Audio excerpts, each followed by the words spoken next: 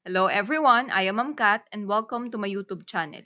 Papakita ko sa inyo kung paano mag-convert ng measurements kung ang binigay ay units of volume or capacity. Okay, so yung example ko ay under lang ng metric system. So sa metric system, ang basic unit pagdating sa volume or capacity ay liters. Okay, so yun yung symbol na ginagamit natin sa liters ay L. No? Tandaan natin itong mga prefixes na to. So, yung kilo at dinagdag natin sa L, ang basa na dyan ay kiloliter. Okay? So, yung HL naman ay hectoliter. Hecto, yung prefix na dinagdag natin sa L, kaya naging hectoliter. Susunod, DA, decaliter. Next, yung nasa gitna, liter.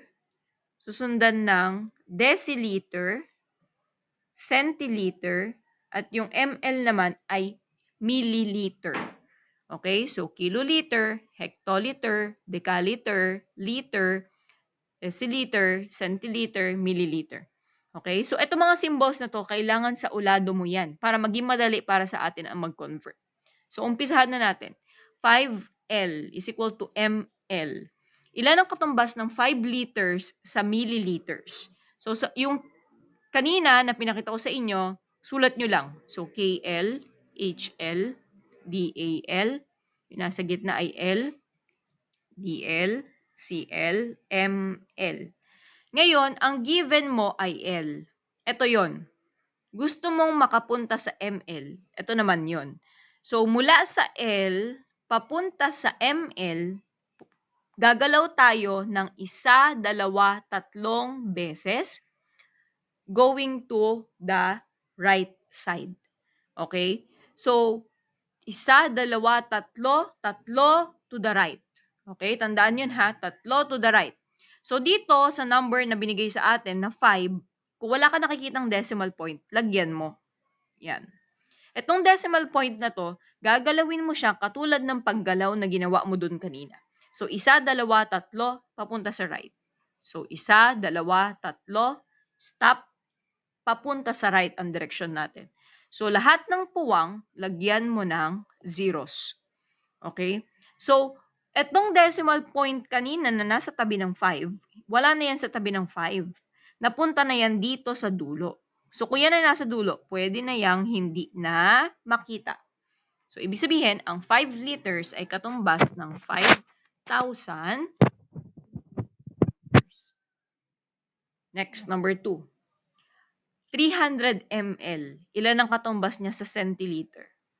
So, yung sinaulo natin kanina, KL, HL, DAL, L, DL, CL, ML. Okay. Saan yung given? ML. Ito yon. Ngayon, ang gusto mong mangyari, ang ML na yan maging CL or centiliter. So, ito yon. Para makapunta ka doon, you are going to the left side. Okay? How many times? Isang beses lang, tama? Isang beses ka lang gumalaw papunta sa kaliwa. Okay, so yung given number natin na 300, nasa na decimal point niyan? Hindi mo nakikita. Pero pwede mong lagyan. Yan. So, nandito na yung decimal point. So, mula sa ml para makarating ng centiliter, isang galaw papunta sa kaliwa. So, isang galaw papunta sa kaliwa. Nandito na ngayon yung decimal point mo. Wala na dito. Okay? So, 30.0. Yung 0.0 na yan, okay lang din na mawala na yan. So, ang 300 ml ay katumbas ng 30 centiliters. Okay. Next, number 3. Centiliters naman, papuntang liters. So, KL, HL, DAL, L, DL, CL, ML. Okay. Ang given ay CL. Ito yung CL. Gusto mo makarating ng liters? Ito yung liters. Ilang beses kang gagalaw? 1, 2. 2 papuntang kaliwa. Okay? So, kung papuntang kaliwa ka, ganun din yung gagawin mo sa decimal point. So, isulat ang given, 0.85. Nasaan ang decimal point? Kailangan pa bang isulat? Hindi na po. Bakit? Kasi meron ng decimal point dito. Okay? So, 1, 2, papunta sa kaliwa. 1, 2, stop. Okay? Pumunta tayo sa kaliwa. So, may puwang, add 0. Wala na dito ang decimal point.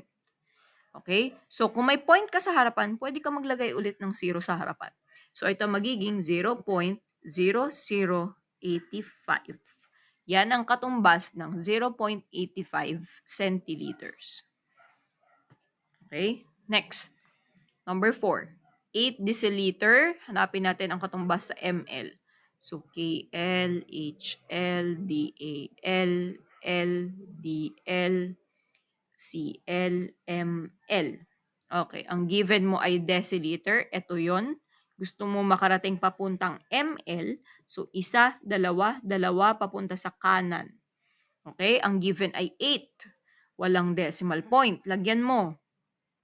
Okay, kung may decimal point na, pumunta ka ng 1, 2, papunta sa kanan. 1, 2, stop. Papunta sa kanan. Wala na ang decimal point doon. Oops, balikan natin. Baka hindi nyo makita. May 2 puwang, lagyan ng zeros.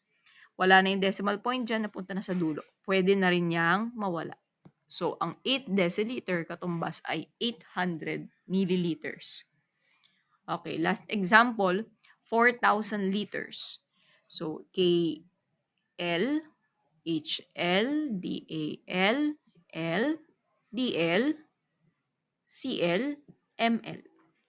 Okay, liters ang given. Gusto mong gawing CL. So, 1, 2, papunta sa kanan.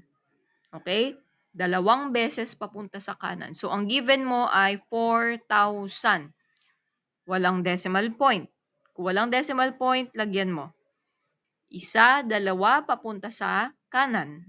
1, 2, stop. May 2 puwang, add zeros. Wala na dito, oops. Wala na dito, yung decimal point nasa dulo na. Pag nasa dulo na, okay nang mabura. Except kung nasa harapan ha. Kung nasa likod, okay na mabura. So, ibig sabihin, ang 4,000 liters ay katumbas ng 400,000 centiliters. Please subscribe to my YouTube channel, Project Kath. Thank you for watching.